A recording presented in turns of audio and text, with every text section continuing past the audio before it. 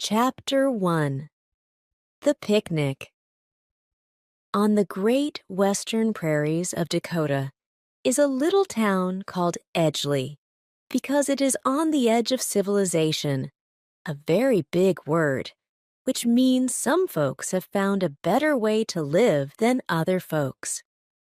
The Edgeley people have a good way to live, for there are almost 17 wooden houses there, and among them is a schoolhouse, a church, a store, and a blacksmith shop. If people walked out their front doors, they were upon the little street. If they walked out the back doors, they were on the broad prairies. That was why Twinkle, who was a farmer's little girl, lived so near the town that she could easily walk to school. She was a pretty, rosy-cheeked little thing with long, fluffy hair and big, round eyes that everybody smiled into when they saw them. It was hard to keep that fluffy hair from getting tangled, so Mama used to tie it in the back with a big, broad ribbon. And Twinkle wore calico slips for school days and gingham dresses when she wanted to dress up or look especially nice. And to keep the sun from spotting her face with freckles, she wore sunbonnets made of the same goods as her dresses. Twinkle's best chum was a little boy called Chubbins, who was the only child of the tired-faced schoolteacher. Chubbins was about as old as Twinkle, but he wasn't so tall and slender for his age as she was, being short and rather fat. The hair on his little round head was cut close, and he usually wore a shirtwaist and knickers, with a wide straw hat on the back of his head.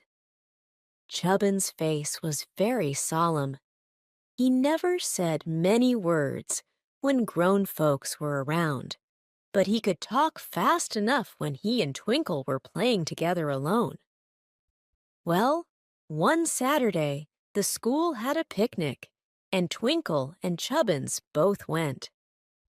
On the Dakota prairies, there are no shade trees at all, and very little water except what they get by boring deep holes in the ground.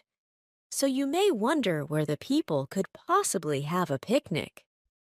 But about 3 miles from the town, a little stream of water, which they called a river, but we would call only a brook, ran slow and muddy across the prairie, and where the road crossed it, a flat bridge had been built. If you climbed down the banks of the river, you would find a nice, shady place under the wooden bridge. And so here it was that the picnics were held. All the village went to the picnic, and they started bright and early in the morning, with horses and farm wagons and baskets full of good things to eat, and soon arrived at the bridge. There was room enough in its shade for all to be comfortable, so they unhitched the horses and carried the baskets to the river bank, and began to laugh and be as merry as they could.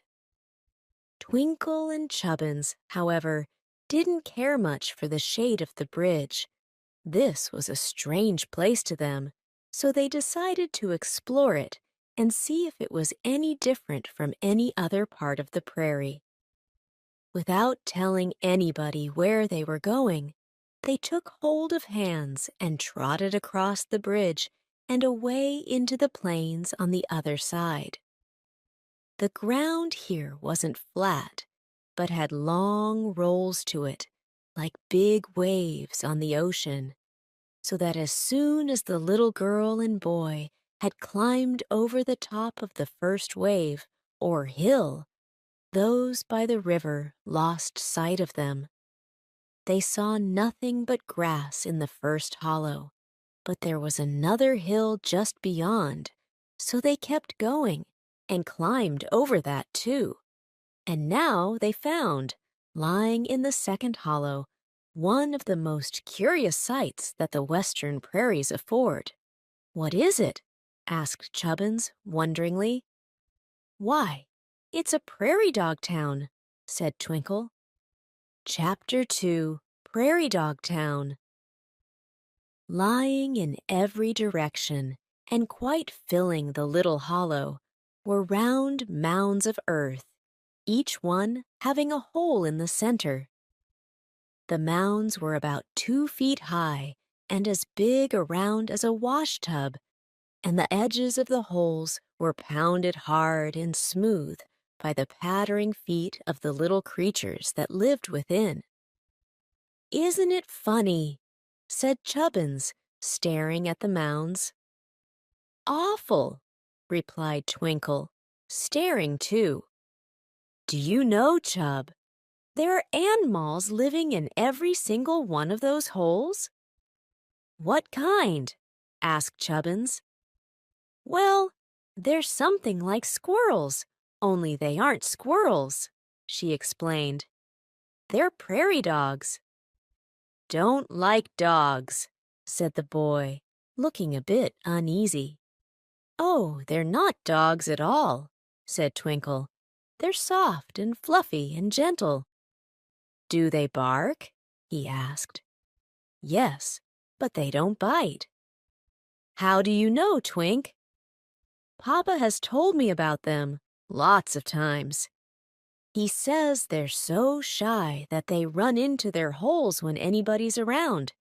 But if you keep quiet and watch, they'll stick their heads out in a few minutes." "Let's watch," said Chubbins. "All right," she agreed. Very near to some of the mounds was a raised bank, covered with soft grass. So the children stole softly up to this bank and lay down upon it in such a way that their heads just stuck over the top of it, while their bodies were hidden from the eyes of any of the folks of Prairie Dog Town. "Are you comfortable, Chub?" asked the little girl. "Yes."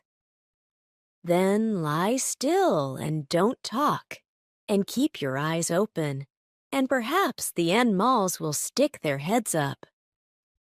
"All right," says Chubbins.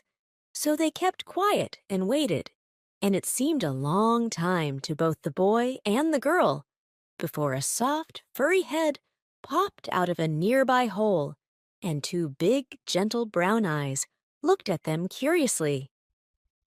Chapter 3, Mr. Bowko, the Mayor. "Dear me," said the prairie dog, speaking almost in a whisper. "Here are some of those queer humans from the village." "Let me see, let me see," cried 2 shrill little voices, and the wee heads of 2 small creatures popped out of the hole and fixed their bright eyes upon the heads of Twinkle and Chubbins. "Go down at once," said the mother prairie dog. "Do you want to get hurt, you naughty little things?"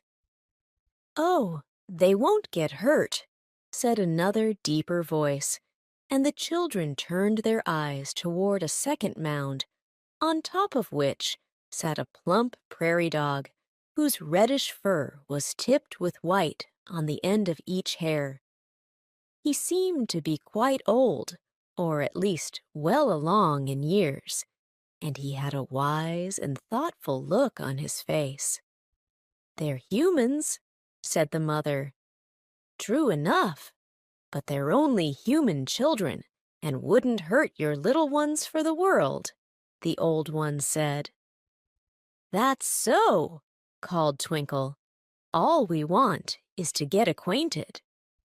"Why, in that case," replied the old prairie dog, "you are very welcome in our town, and we're glad to see you." "Thank you," said Twinkle gratefully. It didn't occur to her just then that it was wonderful to be talking to the little prairie dogs just as if they were people. It seemed very natural they should speak with each other and be friendly.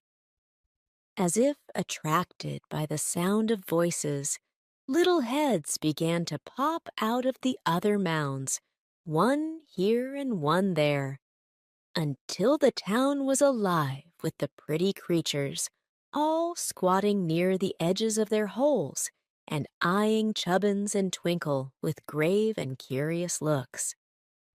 "Let me introduce myself," said the old one that had first proved friendly.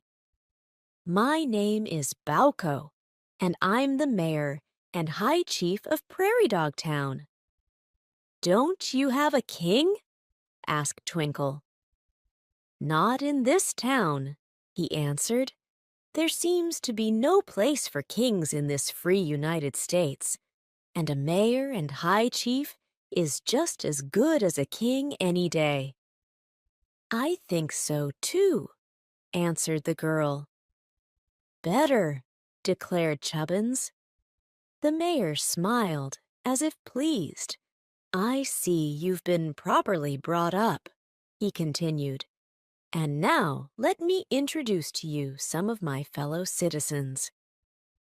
This," pointing with one little paw to the hole where the mother and her 2 children were sitting, "is Mrs. Puff Pudgy and her family, Teenty and Weenty.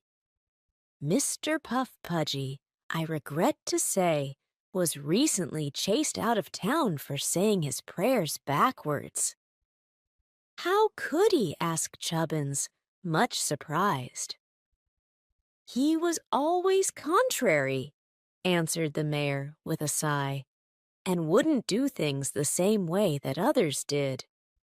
His good wife, Mrs. Puff Pudgy, had to scold him all day long, so we finally made him leave the town, and I don't know where he's gone to."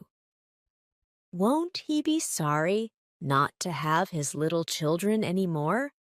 asked Twinkle regretfully. "I suppose so, but if people are contrary and won't behave, they must take the consequences. This is Mr. Chuckledorf," continued the mayor, and a very fat prairie dog bowed to them most politely.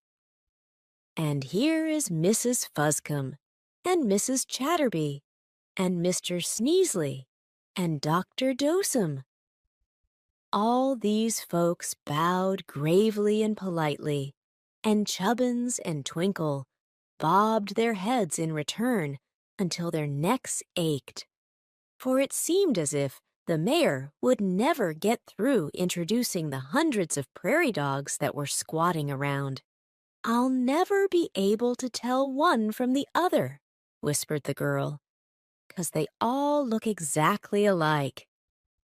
"Some of 'em's fatter," observed Chubbins, "but I don't know which." Chapter 4 Presto Digi, the Magician. "And now, if you like, we will be pleased to have you visit some of our houses," said Mr. Bowko, the mayor, in a friendly tone. "But we can't," exclaimed Twinkle. "We're too big." And she got up and sat down upon the bank to show him how big she really was when compared with the prairie dogs. "Oh, that doesn't matter in the least," the mayor replied. "I'll have Presto Digi, our magician, reduce you to our size." "Can he?" asked Twinkle doubtfully. "Our magician can do anything," declared the mayor. Then he sat up and put both his front paws to his mouth and made a curious sound that was something like a bark and something like a whistle, but not exactly like either one. Then everybody waited in silence until a queer old prairie dog slowly put his head out of a big mound near the center of the village. "Good morning, Mr. Presto Digi," said the mayor. "Morning," answered the magician, blinking his eyes as if he had just awakened from sleep. Twinkle nearly laughed at this scrawny, skinny personage, But by good fortune, for she didn't wish to offend him, she kept her face straight and did not even smile. "We have 2 guests here this morning," continued the mayor, addressing the magician, "who are a little too large to get into our houses. So, as they are invited to stay to luncheon, it would please us all if you would kindly reduce them to fit our underground rooms." "Is that all you want?" asked Mr. Presto-Digi, bobbing his head at the children. "It seems to me a great deal," answered Twinkle.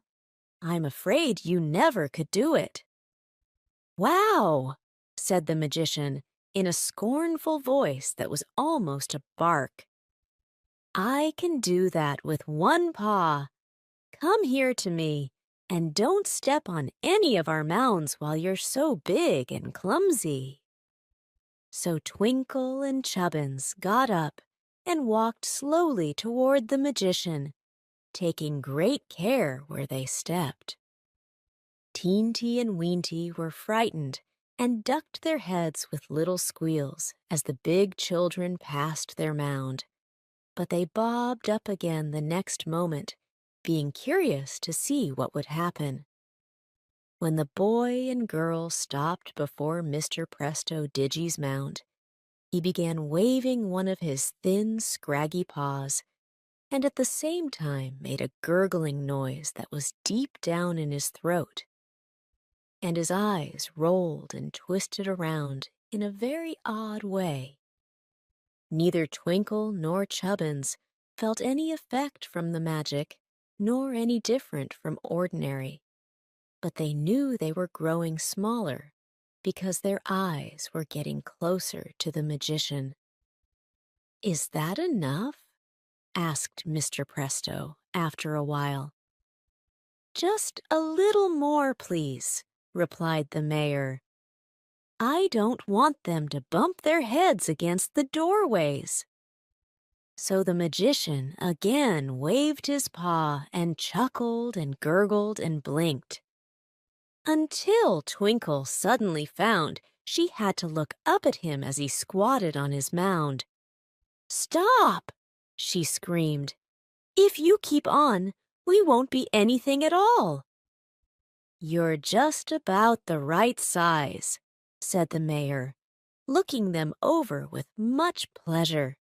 And when the girl turned around, she found Mr. Bowko and Mrs. Puff Pudgy standing beside her, and she could easily see that Chubbins was no bigger than they, and she was no bigger than Chubbins. "Kindly follow me," said Mrs. Puff Pudgy, "for my little darlings are anxious to make your acquaintance, and as I was the first to discover you, you are to be my guests first of all, and afterward go to the mayor's to luncheon." Chapter 5. The Home of the Puff Pudgies. So Twinkle and Chubbins, still holding hands, trotted along to the Puff Pudgy mound, and it was strange how rough the ground now seemed to their tiny feet. They climbed up the slope of the mound rather clumsily, and when they came to the hole, it seemed to them as big as a well. Then they saw that it wasn't a deep hole, but a sort of tunnel leading downhill into the mound, and Twinkle knew, if they were careful, they were not likely to slip or tumble down. Mrs. Puff Pudgy popped into the hole like a flash, for she was used to it, and waited just below the opening to guide them. So Twinkle slipped down to the floor of the tunnel, and Chubbins followed close after her, and then they began to go downward. "It's a little dark right here," said Mrs. Puff Pudgy, "but I've ordered the maid to light the candles for you, so you'll see well enough when you're in the rooms." "Thank you," said Twinkle, walking along the hall and feeling her way by keeping her hand upon the smooth sides of the passage. I hope you won't go to any trouble or put on airs just because we've come to visit you." "If I do," replied Mrs. Puffy Pudgy, "it's because I know the right way to treat company. We've always belonged to the 400, you know. Some folks never know what to do or how to do it, but that isn't the way with the Puff Pudgies. Hi, you, Teenty and Weenty, get out of here and behave yourselves. You'll soon have a good look at our visitors." And now they came into a room so comfortable and even splendid that Twinkle's eyes opened wide with amazement. It was big and of a round shape, and on the walls were painted very handsome portraits of different prairie dogs of the Puff Pudgy family. The furniture was made of white clay, baked hard in the sun, and decorated with paints made from blue clay and red clay and yellow clay. This gave it a gorgeous appearance. There was a round table in the middle of the room and several comfortable chairs and sofas. Around the walls were little brackets with candles in them, lighting the place very pleasantly. "Sit down, please," said Mrs. Puff Pudgy. "You'll want to rest a minute before I show you around." So Twinkle and Chubbins sat upon the pretty clay chairs, and Teenty and Weenty sat opposite them and stared with their mischievous round eyes as hard as they could. "What nice furniture!" exclaimed the girl. "Yes," replied Mrs. Puff Pudgy, looking up at the picture of a sad-faced prairie dog. "Mr. Puff Pudgy made it all himself. He was very handy at such things. It's a shame he turned out so obstinate." "Did he build the house, too?" "Why, he dug it out, if that's what you mean. But I advised him how to do it, so I deserve some credit for it myself. Next to the mayor's, it's the best house in town, which accounts for our high social standing. Weenty, take your paw out of your mouth. You're biting your claws again." "I'm not," said Weenty. "And now," continued Mrs. Puff Pudgy, "if you are rested, I'll show you through the rest of our house." So they got up and followed her, and she led the children through an archway into the dining room. Here was a cupboard full of the cunningest little dishes Twinkle had ever seen.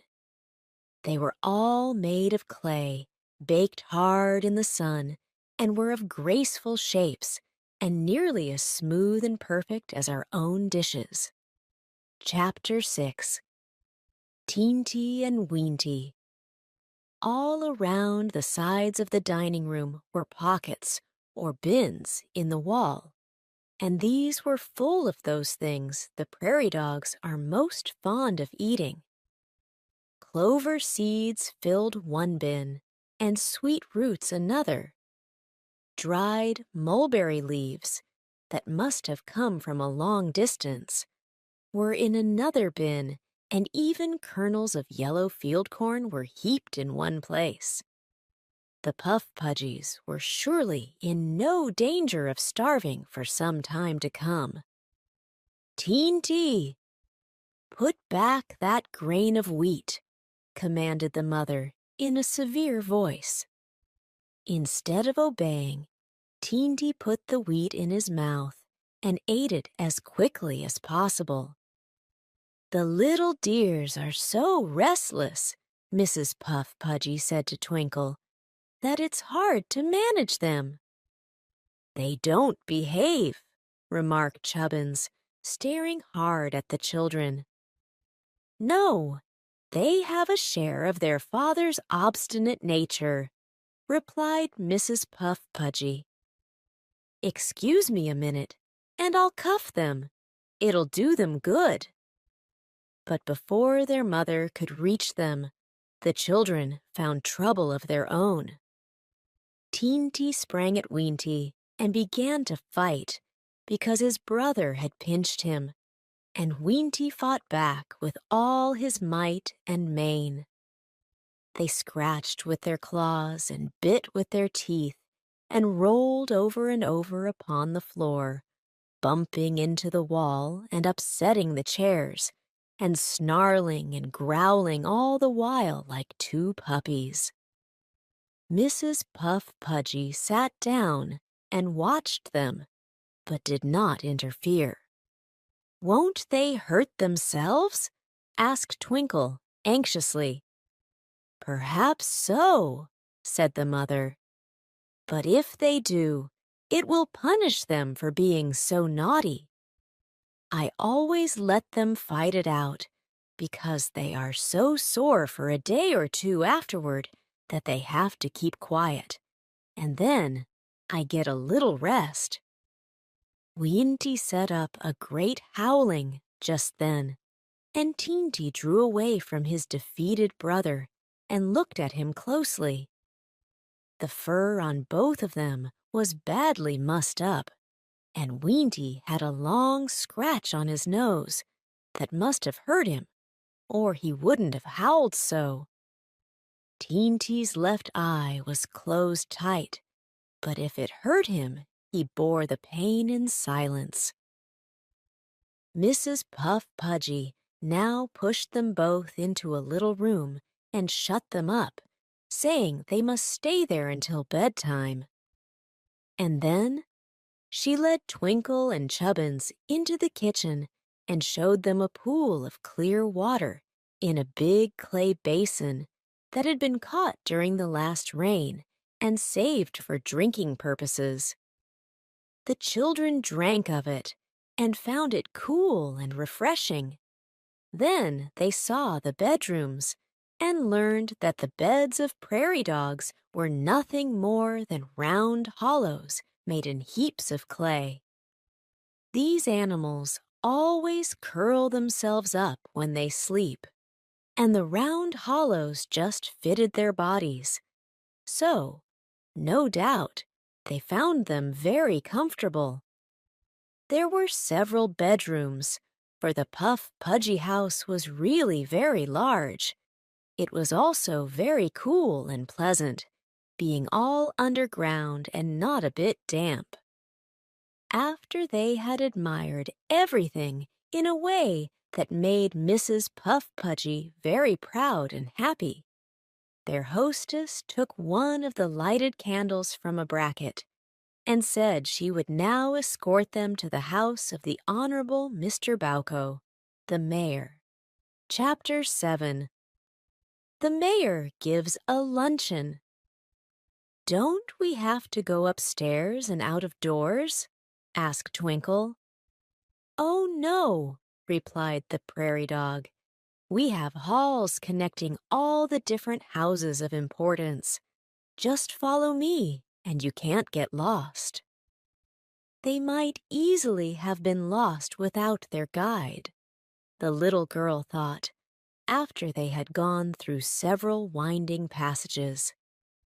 They turned this way and that, in quite a bewildering manner, and there were so many underground tunnels going in every direction that it was a wonder Mrs. Puff Pudgy knew which way to go. "You ought to have signposts," said Chubbins, who had once been in a city. "Why, as for that, everyone in the town knows which way to go," answered their guide, "and it isn't often we have visitors. Last week a gray owl stopped with us for a couple of days, and we had a fine ball in her honor. But you are the first humans that have ever been entertained in our town, so it's quite an event with us." A few minutes later, she said, "Here we are at the mayor's house," and as they passed under a broad archway, she blew out her candle because the mayor's house was so brilliantly lighted. "Welcome," said Mr. Bowco, greeting the children with polite bows. "You are just in time, for luncheon is about ready, and my guests are waiting for you." He led them at once into a big dining room that was so magnificently painted with colored clays that the walls were as bright as June rainbow. "How pretty!" cried Twinkle, clapping her hands together in delight. "I'm glad you like it," said the mayor, much pleased. "Some people, who are lacking in good taste, think it's a little overdone, but a mayor's house should be gorgeous, I think, so as to be a credit to the community. My grandfather, who designed and painted this house, was a very fine artist, but luncheon is ready, so pray be seated." They sat down on little clay chairs that were placed at the round table. The mayor sat on one side of Twinkle and Mrs. Puff Pudgy on the other, and Chubbins was between the skinny old magician and Mr. Sneezeley. Also, in other chairs sat Dr. Dosem and Mrs. Chatterby and Mrs. Fuscum and several others. It was a large company indeed, which showed that the mayor considered this a very important occasion. They were waited upon by several sleek prairie dog maids in white aprons and white caps, who looked neat and respectable and were very graceful in their motions. Neither Twinkle nor Chubbins was very hungry, but they were curious to know what kind of food the prairie dogs ate, so they watched carefully when the different dishes were passed around. Only grains and vegetables were used, for prairie dogs do not eat meat. There was a milkweed soup at first, and then yellow corn, boiled and sliced thin. Afterward, they had a salad of thistle leaves and some bread made of barley. The dessert was a dish of the sweet dark honey made by prairie bees and some cakes flavored with sweet and spicy roots that only prairie dogs know how to find. The children tasted of several dishes, just to show their politeness, but they couldn't eat much. Chubbins spent most of his time watching Mr. Presto Digi, who ate up PG 55, PG 56, everything that was near him, and seemed to be as hungry after the luncheon as he had been before. Mrs. Puff Pudgy talked so much about the social standing and dignity of the Puff Pudgies that she couldn't find time to eat much, although she asked for the recipe of the milkweed soup. But most of the others present paid strict attention to the meal and ate with very good appetites. End Chapter 7. Chapter 8. On Top of the Earth Again. Afterward, they all went into the big drawing room, where Mrs. Fuscum sang a song for them in a very shrill voice, and Mr. Sneezeley and Mrs. Chatterby danced a graceful minuet that was much admired by all present. "We ought to be going home," said Twinkle, after this entertainment was over. "I'm afraid our folks will worry about us." "We regret to part with you," replied the mayor, "but if you really think you ought to go, we will not be so impolite as to urge you to stay. You'll find we have excellent manners," added Mrs. Puff Pudgy. "I want to get big again," said Chubbins. "Very well. Please step this way," said the mayor. So they all followed him through a long passage until they began to go upward, as if climbing a hill. And then a gleam of daylight showed just ahead of them, and a few more steps brought them to the hole in the middle of the mound. The mayor and Mrs. Puff Pudgy jumped up first, and then they helped Twinkle and Chubbins to scramble out. The strong sunlight made them blink their eyes for a time, but when they were able to look around, they found one or more heads of prairie dogs sticking from every mound. "Now, Mr. Presto DG," said the mayor when all the party were standing on the ground, "please enlarge our friends to their natural sizes again." "That is very easy," said the magician with a sigh. "I really wish, Mr. Mayor, that you would find something for me to do that is difficult." "I will, sometime," promised the mayor. "Just now, this is all I can require of you." So the magician waved his paw and gurgled, much in the same way he had done before, and Twinkle and Chubbins began to grow and swell out until they were as large as ever, and the prairie dogs again seemed very small beside them. "Goodbye," said the little girl, "and thank you all very much for your kindness to us." "Goodbye," answered a chorus of small voices, and then all the prairie dogs popped into their holes and quickly disappeared. Twinkle and Chubbins found they were sitting on the green bank again at the edge of Prairie Dog Town. "Do you think we've been asleep, Chub?" asked the girl. "Course not," replied Chubbins with a big yawn.